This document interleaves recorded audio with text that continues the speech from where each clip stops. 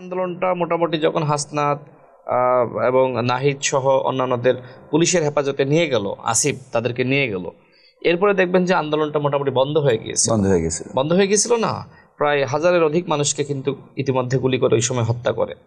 তো তখন আবার মোটামুটি আমিও 3 দিন খুব নিশ্চুপ ছিলাম, আমি হতাশ হয়ে গিয়েছি যে আর হয়তো হাসিনার পতন হলো না। দলগুলো মোটামুটি হতাশ হয়ে পড়েছে এবং সেই সময় তো আপনার আমির খসরু মাহমুদ থেকে শুরু করে বিএনপির অসংখ্য নেতাকর্মীকে গ্রেপ্তার করলো। জামাত 18-19 তারিখে সম্ভবত এই ঘটনাটি ঘটে যে তাদেরকে গ্রেপ্তার করে নিয়ে যায়। না, এটা তো আরো আপনার সম্ভবত আপনার যেটি হয়েছিল যে গায়েবানা জানাজা 17 জুলাই, ওই দিন কয়েকজনকে গ্রেপ্তার করে এরপর থেকে গ্রেপ্তার অভিযানটা সারা দেশে শুরু করে।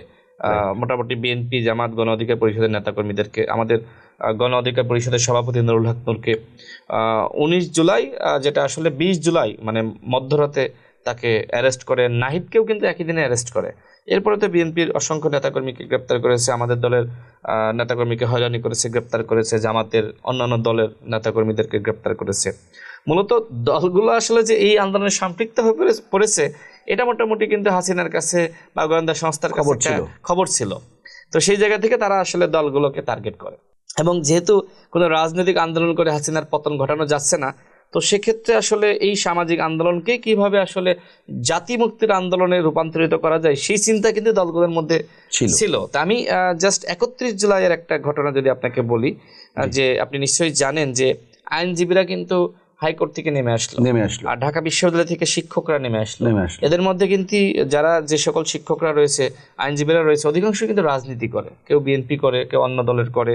অর্থাৎ এই যে তারা নামলো কেন, এটাও একটা প্ল্যানের অংশ ছিল যে এখন আর ওই যারা সাধারণ রাজনীতিবিদ বা সাধারণ মানুষ যেহেতু নামতে পারতেছে না, পেশাজীবীদেরকে নামতে হবে।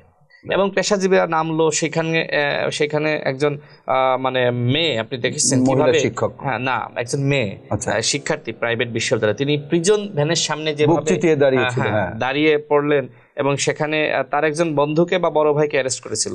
এরপরে সেখানে আমি দেখলাম যে অনেকে উপস্থিত হয়েছে, আপনার অনেক নারীবাদী যারা রয়েছে তারা, অনেক প্রতিবাদী আমরা দেখলাম, আইনজীবীরা। ওইখান থেকে আন্দোলনটা আবার নতুনভাবে শুরু হলো।